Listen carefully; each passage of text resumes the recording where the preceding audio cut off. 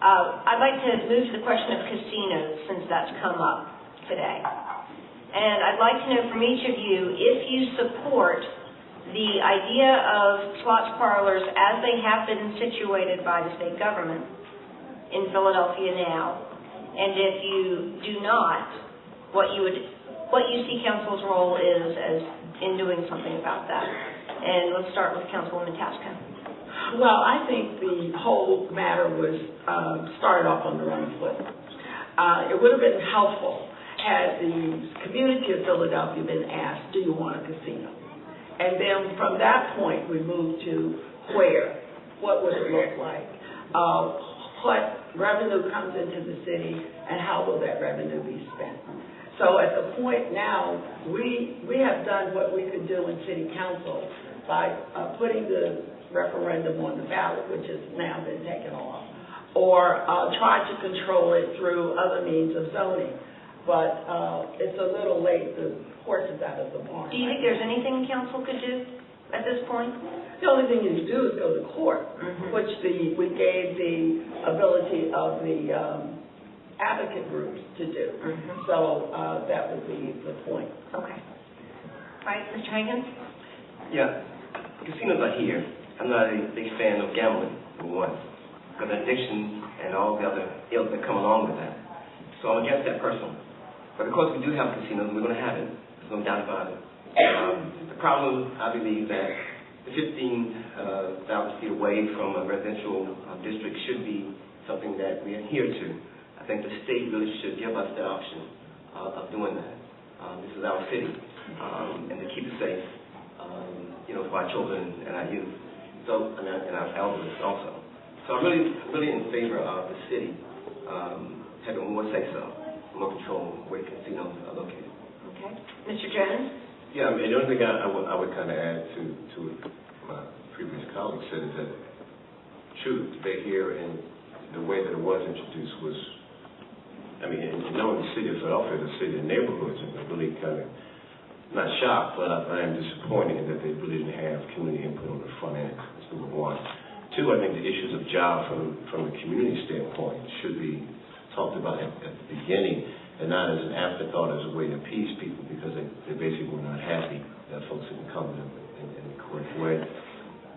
Thirdly, I'd like to talk about what's the long-term development in terms of empowerment. There's a lot of development that goes on in neighborhoods, but very few empowerment.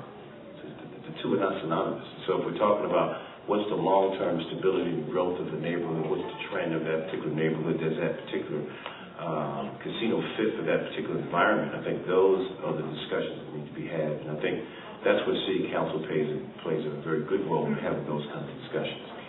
Okay, so you said there's a lot of development but not a lot of empowerment, is that correct?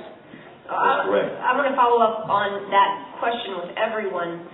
One of the things that allegedly casinos might bring to Philadelphia is money, of course, for the wage tax relief, but also if there's development around a casino, perhaps more sales tax revenue, perhaps more hotel tax revenue. So there may be a little money. I'm not saying that, there might be. I'd like to know quickly from each of you how you would like to see additional money from slots parlors spent in the city of Philadelphia. And I think because I messed up my order, I'm going to start again with Councilwoman Tasca. Certainly, I'd like to see us in the city of Philadelphia provide more services to our constituents. One of the most important departments I find in the city is the Department of License and Inspection. Today, on my way here, there was a guy who drove a truck up, put all this furniture on the street. I called for an inspector. I don't know if the inspector got there. He hadn't when I came back past that place, but we need to have more staffing to provide the services that people call our office for.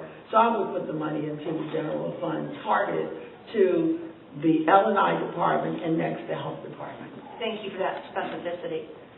Mr. Jones. Well, our schools are hemorrhaging. I think if we have any semblance of long-term focus in terms of empowerment, again, which again is a lot different than development. Empowerment, in my mind, is you have an opportunity for folks to really take what is offered, whatever the particular advantage is, and really run with that ball and really really speaks to their long-term development past whether the casinos stay or go. So I think if we really want to talk about empowerment, we really have to talk about education. So any funding that we have that's coming from anywhere else, we really need to focus on how do we really provide a better quality of education for our kids on a global scheme. It has to have a global curriculum and a long-term impact. We're not just competing with the suburbs. We're competing across the globe, and I think that's what we need to think about if we really want to be focused and serious about what we want to do in terms of empowerment. Okay, thank you again for being specific. Mr. Hankins? I'd like to see a lot more focus on senior citizens, healthcare clinics, lower business purpose taxes, because we need to bring more businesses, more jobs for individuals. Today, that's an answer that came, by the way, from a table, and we've got city staffing for neighborhood services, we've got schools, and we've got senior services. So let's, we have a question. Yes, this would be true. Yes. And if we ask the question to a specific, I'll give everybody a chance to respond. You had mentioned that you were opposed to this, and that you weren't for it specifically. So I'm kind of curious with the revenue money, why you're being so sustainable on the healthcare versus the law enforcement to help the community and state. Well, I think that kind of mixed question here, but I think that law enforcement is good, but I don't think the issue is really law enforcement. I think the issue is social service programs. I think the issue is how the community controls itself. I think that you can hire 1,000 more police officers and we'll still have the same results we have today. Unless we deal with the schools that fail our kids are failed. 40% of our kids are dropping out of high school, ninth grade. And if you deal with that, you'll have less time, you need less money to hire more police officers. Councilwoman, Mr. Jones, any response to that you'd like to give? I'd just like to say there's so many needs in this city, and we have a smorgasbord of what we'd like to see done with the money. And while there are many departments and many services, education, safety, but when we deal as district council people, when our constituents call us for specific service, we'd like to respond to that. And having sat on the council for as long as I have some intimate knowledge of the kinds of requests that they make. L&I has a deeper quality impact on the quality of life for our neighbors. And if that's one of the major issues of us, how do we help with the quality of life in our community? How the L&I there to enforce the laws that we pass is extremely important to me and to some of the constituents I represent. Mr. Jones? Well, I mean, I started off talking about when I have my chance to pass sweeping legislation. That's going to get passed. That's going to get passed. I talked about the quality of life issues. So, again, there's a broad base of issues in which you can start with. When I work with NTI, it's NTI for different problems. Folks have a different version of what those issues are and still are and what they were. And so there's a whole host of issues that really focus on the quality of life issues. I think in the end, people want to know that they have an advocate, a person in the seat who's willing to, one, be accessible, two, to really focus on how they can make their individual blocks, all politics is local, all services are local, make their individual neighborhood better.